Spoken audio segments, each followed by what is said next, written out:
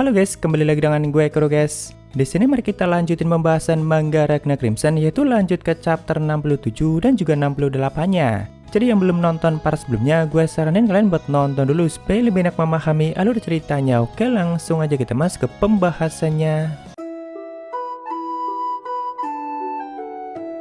Dari ruang pertemuan saat itu, para pendeta pembunuh naga sedang memantau ruangan Ragna dan juga sambil membicarakan pendapat mereka masing-masing.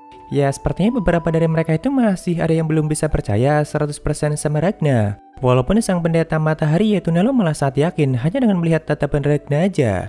Bagi dia itu merupakan tatapan orang yang sangat menginginkan kepunahan semua naga. Makanya dia itu sama sekali nggak pernah meragukan tekad Ragna. Nah, terlihat saat itu di ruangan Ragna ada slime, golem, Ragna, dan juga chimera. Yaitu persis seperti yang dilaporkan Ragna dalam dokumen mereka. Karena Crimson-nya kan lagi ikut dalam pertemuan ini, yaitu sebagai prophet Orgil. Nah, dalam dokumen yang dilaporkan Ragna, slime itu merupakan makhluk sihir. Lalu chimera itu wanita bernama Chloe Lumel. Sedangkan kalau golem itu pria bernama Jack Jin. Untuk wanita bernama Chloe Lumel itu Netsign nggak punya informasi lebih. Tapi kalau untuk golem yang mana dalam dokumen itu merupakan pria bernama Jack Jin, Netsign ini punya cukup banyak info tentangnya. Menurut infonya, 6 tahun yang lalu Jack ini pernah bekerja di Sagebridge, yaitu divisi sekte untuk Outsider. Walaupun cuma kurang lebih selama 1 tahun, dan setelah itu sekte udah nggak pernah mendengar kabar tentangnya lagi. Cuma kan selama 1 tahun itu Jack ini punya pencapaian yang cukup luar biasa. Dia itu berhasil membunuh 550 naga kelas rendah, lalu 41 naga kelas menengah, dan juga 2 naga kelas dewasa. Bahkan sekte itu pernah menawarinya untuk naik ke posisi yang cukup tinggi. Cuma kan Jack malah menolak itu dan juga langsung keluar dari divisi itu. Ya, kemungkinan golem itu memang beneran pernah melakukan itu. Soalnya dari dulu golem itu kan seringkali ditugaskan untuk menjadi mata-mata dan juga mencari info sebanyak mungkin. Nah, cuma di sini Netsign itu malah jadi berpikir kalau Jack itu merupakan otak utama di balik kekuatan Ragna. Bahkan Netsign itu juga merasa kalau sebenarnya Jack itu udah sadar kalau ruangan itu sedang dipantau. Cuma kan dia sengaja membiarkannya. Ya, setelah itu di sini para pendeta pun mulai mengutarakan pendapat mereka masing-masing, termasuk Crimson sebagai prophet Orgil. Cuma ya intinya mereka itu pengen melihat apa yang bakal dibuktikan Ragna dan timnya untuk kedepannya. Lalu Shin pun berpindah ke markas Crimson yang ada di bulan, yaitu tepatnya di ruang pembuatan senjata. Dimana saat itu Ragna, Crimson, dan yang lainnya sudah berpindah ke sana. Awalnya di sini Crimson itu dengan semangat mengatakan akhirnya sudah selesai para idiot. Nah, masing-masing dari mereka itu dalam hati mengatakan pasti idiot yang dimaksud bukan aku. Ya, jadi Crimson itu baru saja menyelesaikan pembuatan sebuah senjata yang nantinya bakal jadi core untuk pasukan barunya. Walaupun bentukannya pedang, tapi core senjata ini juga sepertinya bisa digunakan sebagai armor pembunuh naga. Karena ini merupakan prototipe dari Silver Hour Armor. Nah, pasukan baru yang dimaksud Crimson itu para anggota Silver Armament, atau yang sebelumnya berhasil untuk selamat dari pertempuran. Nantinya mereka ini juga bakal menguji senjata baru itu dan mereka juga yang nantinya bakal menggunakannya. Kecuali Shin dan Hazela yang gak ikut datang ke tempat ini. Karena katanya Shin itu masih ingin berlatih sendiri. Sedangkan kalau untuk Hazela mungkin memang sengaja ditinggal dan untuk sementara dia itu tidak lagi diajak ke medan pertempuran. Tapi katanya dia itu nitip salam buat Slime Senpai. Dia itu meminta Slime untuk setidaknya berkunjung sebulan sekali ke tempat Hazela. Dan kalau Slime tidak mau maka ini akan terjadi. Ya, sebenarnya di sini Ika aja nggak tahu apa yang dimaksud Hazela itu dan kenapa setelah melihat gerakan itu Slime langsung kelihatan merinding. Ya, pokoknya Hazela itu pernah melakukan hal seperti itu sama Slime Senpai. Makanya Slime pun langsung panik setelah diberikan kode seperti itu. Lalu setelah basa-basi bentar dan saling menanyakan kabar mereka masing-masing, di sini Crimson pun mulai menjelaskan rencana barunya itu. Jadi intinya pasukan ini yang nantinya bakal melakukan pengujian pada senjata baru itu. Nah, setelah mendapatkan semua data dari hasil pengujian, nantinya Crimson itu bisa memodifikasi dan juga mulai memproduksinya dalam jumlah yang banyak. Yang pada akhirnya bakal mengarah pada pembentukan pasukan yang sangat kuat. Bahkan bagi Crimson jika semuanya berjalan lancar, maka Crimson bakal semakin mengembangkannya dan hal itu bakal mampu membasmi dunia naga. Dengan sangat semangat Crimson pun mengatakan, kalian adalah orang-orang terpilih yang akan mengambil langkah awal itu.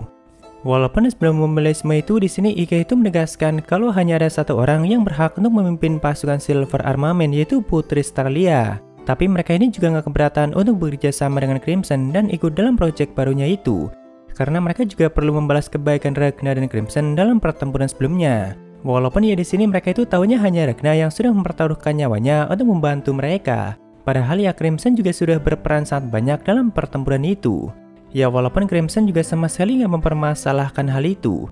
Yang penting mereka itu mau bekerja sama untuk menguji dan mengembangkan senjata barunya itu. Nah, di sini sebelum memulai pengujian, Chimera itu meminta izin pada Crimson untuk ikut dalam pelatihan dan pengujian itu. Soalnya semenjak kehilangan kekuatannya, Chimera ini memang jadi nggak berguna dan kerjanya cuma murung aja. Awalnya ya seperti biasa, Golem itu langsung mengejek dan juga meledeknya. Cuma ternyata Crimson langsung mengizinkan Chimera untuk ikut dalam pengujian itu. Nah, setelah melihat ekspresi Chimera yang kelihatan sangat senang, dalam hati Crimson itu sempat mengatakan, "Begitulah yang dia katakan, Snake. Saat ini apa yang sedang ingin kau lakukan, Snake?" Ya, akhirnya dengan itu pembentukan pasukan baru yang dia namai sebagai Divisi Silver Sword Sign pun sudah resmi dibentuk. Dalam 5 bulan ke depan, Crimson dan mereka sudah harus bisa menyempurnakan semuanya, supaya kan nantinya mereka bisa ikut turun dalam operasi Gehenna. Crimson pun mengatakan kalau tujuan utama kita adalah memenangkannya tanpa kecurangan, atau dengan kata lain absolute domination. Lalu Shin pun berpindah ke sebuah tambang di sebelah barat daya kota Amen, atau tepatnya 600 km dari kota Amen, di mana saat itu para penambang menemukan sebuah pecahan dari Silver Comet. Cuma kan tak lama setelahnya semua penambang itu mengalami hal yang sangat mengerikan setelah mendekati pecahan komet itu, di mana tubuh mereka perlahan mulai hancur dan akhirnya menghilang. Jadi sejarah mencatatnya seperti ini cuy. Lalu kembali ke kota Amen, di mana saat itu Nelo sudah memanggil 3 orang yang nantinya bakal dikirim untuk menyelidiki hal itu, yaitu Leroxy, Ragna, dan juga Nim Hamnim. Jadi 2 pendeta pembunuh naga dan juga 1 orang kepercayaan kelas 1 yaitu Leroxy. Oh ya BTW, ternyata Leroxy ini bukan salah satu Dragon Slayer Monks, tapi masih menjadi orang terpercaya kelas 1, ya mungkin 1 level di bawahnya. Nah, mereka bertiga ini yang diperintahkan untuk melakukan penyelidikan pada tambang itu, dan juga sekalian membawa pulang pecahan komet itu. Lalu mari kita lanjut ke chapter 68 ya guys. Nah, setelah mendapat perintah atau misi itu, Ragna itu langsung kembali ke markas dan juga langsung menceritakan semuanya pada Crimson.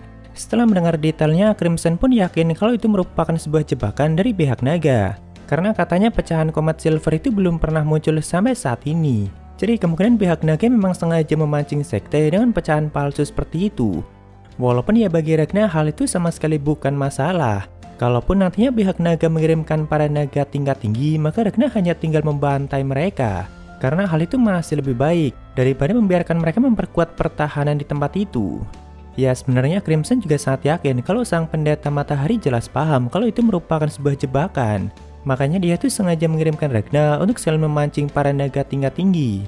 Ya akhirnya di sini Crimson pun meminta Slam dan Chimera untuk menemani Ragna dan ikut membantu dalam misi itu.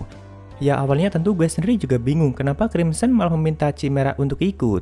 Padahal kan saat itu kekuatan Chimera masih belum kembali. Jadi pasti ada alasan khusus kenapa Crimson meminta Chimera untuk ikut. Lalu singkat cerita, saat itu mereka pun sudah mulai menuju ke lokasi, yaitu bersama Leroxy dan juga Nim Hamnim. Cuma mereka ini menggunakan semacam kendaraan canggih kayak pesawat gitu cuy. Karena katanya pecahan komet Silver itu bisa mengganggu teleportasi, makanya mereka menggunakan kendaraan seperti ini. Nah di sini awalnya Ragna itu berniat untuk meluruskan kesalahpahaman sebelumnya dengan Roxy, dan juga sambil terusan memberikan senyum padanya. Walaupun ya muka Ragna malah jadi kelihatan sangat aneh. Apalagi kalau lagi ngomong sama Hamnim itu Ragna langsung memberikan ekspresi yang sangat cuek seperti biasanya. Nah cuma kan Roxy-nya lagi nggak mau membahas topik yang tidak penting seperti itu, karena katanya Roxy lagi pengen fokus pada misi itu. Lalu karena di sini situasinya mulai aneh dan juga sangat membosankan, seperti biasa Slam pun mulai berulah. Awalnya dia itu mengajak mereka untuk memainkan sebuah permainan, yaitu siapa yang bisa teriak terong paling keras. Dia juga mengajak Chimera untuk ikut dalam permainan itu. Walaupun yang ngajaknya sambil mengajak Chimera yang katanya paling bodoh di antara mereka. Tapi emang iya sih, Chimera itu emang paling bodoh di antara semua anak buah Crimson. Bahkan hitung-hitungan aja Chimera selalu salah. Nah, tapi untungnya di sini si Hamnim itu mulai mencairkan suasana, yaitu dengan menceritakan sejarah Silver. Jadi sekitar berabad-abad yang lalu, logam yang saat ini disebut sebagai Silver itu sebenarnya belum ada. Yang ada hanya logam biasa, tapi nggak sampai punya kekuatan atau nggak sampai memancarkan aura Silver. Jadi hanya namanya saja yang sama, yaitu logam Silver. Tapi kualitasnya tentu sangat berbeda. Jadi logam yang dulunya disebut Silver itu saat ini cuma disebut sebagai Silver bekas dan bahkan cuma dianggap sebagai sampah yang tidak berguna. Karena kan saat ini sudah ada logam Silver yang benar-benar mampu memancarkan aura Silver. Nah, tapi kapan dan bagaimana Silver baru itu bisa muncul? Setelah menjelaskan hal itu, di sini Hamnim pun meminta Roxy untuk melanjutkannya. Jadi kata Roxy kalau menurut kitab sekte itu menggambarkannya seperti ini. Di zaman kuno, Tuan yang Agung kita itu mengirimkan bintang silver dari surga untuk memusnahkan para naga, atau mereka menyebutnya sebagai komet silver. Nah, pada waktu itu juga King of Wings dan Rory itu berhasil terbunuh, sedangkan King of Bones berhasil untuk disegel. Nah, semenjak saat itu logam silver yang mengandung kekuatan untuk membunuh para naga itu mulai ditemukan di seluruh dunia. Lalu perlahan para manusia mulai mengembangkannya dan menjadikan itu sebagai senjata untuk melawan para naga hingga saat ini. Yaitu menurut kitab yang diajarkan sekte matahari dan itu sudah menjadi pengetahuan dasar mereka. Tapi kalau untuk mengenai kebenarannya sepertinya nggak terlalu tepat banget seperti itu. Karena di sini waktunya juga nggak terlalu dijelaskan dengan detail. Makanya setelah mendengar itu Ragna itu malah jadi membayangkan kalau dulunya Crimson itu pernah ketimpa komet silver itu. Karena kan yang dimaksud King of Wings dalam kitab itu jelas Crimson. Soalnya Crimson itu kan merupakan mantan Raja Naga Sayap atau sebelum Ultimatia. Tapi kan kalahnya Crimson di masa lalu tentu bukan seperti itu. Setelah itu di sini Hamnim pun bertanya pada Ragna, apakah kau tertarik untuk menikah? Cuma sebelum Ragna menjawabnya, Hamnim lebih dulu mengatakan kalau aku sangat memimpikan kehidupan dan pernikahannya sangat bahagia. Walaupun kata Roxy si Hamnim ini bahkan sudah dilarang untuk berhubungan intim dengan pria manapun. Tentu Salem dan Ragna yang mendengar itu langsung bertanya apa yang sudah kau lakukan sampai mendapat larangan seperti itu. Jadi ternyata dulunya Hamnim itu sudah sempat berkencan dengan total 99 pria. Cuma kan setiap dari mereka itu pasti selalu mengalami nasib yang sangat tragis belum sampai ke hari pernikahan. 62 dari mereka itu bahkan sudah meninggal secara misterius belum hari pernikahan. Sedangkan 36 diantaranya jatuh sakit setelah mengalami kecelakaan. Cuma untuk yang satu lagi di sini nggak dijelaskan kenapa. Padahal Hamnim ini sangat menyukai mereka dan bahkan sebenarnya mereka semua itu bukan orang biasa. Karena mereka semua itu rata-rata para pemburu naga dengan prestasi yang cukup tinggi. Makanya karena hal itu dia ini sampai dilarang untuk berhubungan intim dengan pria manapun. Walaupun ya ternyata si Hamnim ini sama sekali nggak mau menyerah. Bahkan dia masih optimis kalau suatu saat nanti dirinya pasti bisa mewujudkan impiannya itu. Ya setelah ngobrol cukup lama, saat itu mereka pun sudah sampai di lokasi tambang. Tapi mereka masih perlu memasuki tambang itu cukup dalam untuk bisa mengambil pecahan komet silvernya. Di sini mereka pun mulai mengatur posisi untuk memasuki galian tambang itu. Dimulai dari Roxy yang bagian paling depan, lalu si Hamnim dan para Carla yang ada di tengah, sedangkan Ragna dan timnya yang bakal mengurusi bagian belakang. Nah, kalau untuk ketiga pasukan ini yang bakal menutupi posisi yang kurang. Mereka ini merupakan orang-orang yang disebut sebagai second class believer. Kalau si Roxy kan first class believer atau tingkatan paling tingginya dalam pasukan itu. Jadi mereka itu sama-sama belajar di bawah bimbingan Angel Swordsman yaitu Lee Hakuren. Ya sebenarnya second class believer itu udah cukup kuat. Karena untuk bisa menjadi first class believer seperti Roxy itu hanya ada dua cara. Yaitu pertama dengan memberikan prestasi yang sangat tinggi setelah menjadi second class believer. Sedangkan yang kedua itu ditunjuk atau mendapat pengakuan langsung sebagai God Miracle. Dan tentu hanya orang-orang jenius yang sudah dianggap sebagai keajaiban yang bisa mendapat pengakuan langsung seperti itu. Nah, Roxy naiknya itu dengan cara yang nomor 2. Makanya di usianya yang masih sangat muda, dia udah naik ke tingkatan itu. Tapi ya tingkatan itu aja masih di bawahnya para pendeta pembunuh naga. Ya sebenarnya kalau melihat cara Ragna masuk ke sekte itu cukup gokil sih. Karena yang lain untuk bisa naik ke tingkatan pendeta aja butuh proses yang cukup panjang. Sedangkan Ragna cara masuknya aja udah langsung nantangin pemimpin tertingginya mereka. Nah di sini walaupun hanya ada 3 orang dari second class believer yang bakalan ikut masuk, tapi kan di sekitaran pintu masuknya ada 1000 pasukan seperti itu yang siap untuk menjaga tempat itu. Bahkan mereka itu sudah menyiapkan Sunblade, yaitu sebuah sistem yang bisa menyimpan dan melepaskan kekuatan solar secara otomatis. Nah sebelum memasuki tempat itu, si Hamnim ini sudah menyiapkan sebuah sangkar besarnya di luar pintu masuk itu. Jadi misalkan jika mereka sampai menemui situasi yang sangat darurat, maka si Hamnim ini bisa langsung memindahkan mereka semua keluar. Ya saat itu mereka pun mulai memasuki galian tambang itu cukup dalam. Ada banyak naga tingkat kroco yang terusan menghadang mereka. Namun Roxy yang di bagian paling depan selalu membantai bersih para naga itu. Sedangkan di bagian belakang ada Salem Senpai yang siap untuk mukbang sisanya. Lalu setelah beberapa lama mereka pun akhirnya sampai di tempat pecahan komet silver itu berada. Dan ternyata ukurannya memang cukup besar. Lalu dengan kemampuannya Hamnim pun langsung memindahkan komet itu ke dalam sangkar yang ada di pintu masuk. Walaupun katanya benda itu sangat berat dan juga sangat menguras tenaganya. Nah, tapi di sini begitu mereka berniat untuk kembali, ternyata pintu masuknya itu udah tertutup. Bahkan 3 pasukan believer juga sudah menghilang. Sedangkan di satu sangkar yang sebelumnya digunakan untuk memindahkan komet ada benda yang cukup aneh. Jadi kemungkinan benda itu sebelumnya memang tercampur sama komet silvernya. tapi malah nggak ikutan berpindah. Hamnim pun langsung segera menganalisa benda aneh itu. Namun setelah berhasil menganalisa benda itu, si Hamnim malah langsung menunjukkan reaksi yang sangat ketakutan. Lalu sambil gemetaran ketakutan dia pun mengatakan kalau ini bukan lagi naga tingkat tinggi, tapi sang Raja Naga Tulang yaitu Banko. Bahkan setelahnya tubuh Hamnim mulai hancur dan akhirnya lenyap. Sedangkan dinding dan tanah di terowongan itu juga mulai berubah menjadi sangat menjijikan. Ya mereka semua itu kayak lagi di dalam perut makhluk hidup dan sepertinya itu merupakan salah satu kemampuan dari sang Raja Naga Tulang. Tentunya Ragna langsung buru-buru meraih Chimera dan juga Slime supaya nggak sampai terkena kemampuan itu.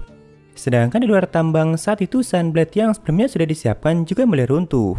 Dan bahkan di atas para pasukan yang menjaga pintu masuk ada dua naga tingkat tinggi yaitu Lapi dan Gargantina.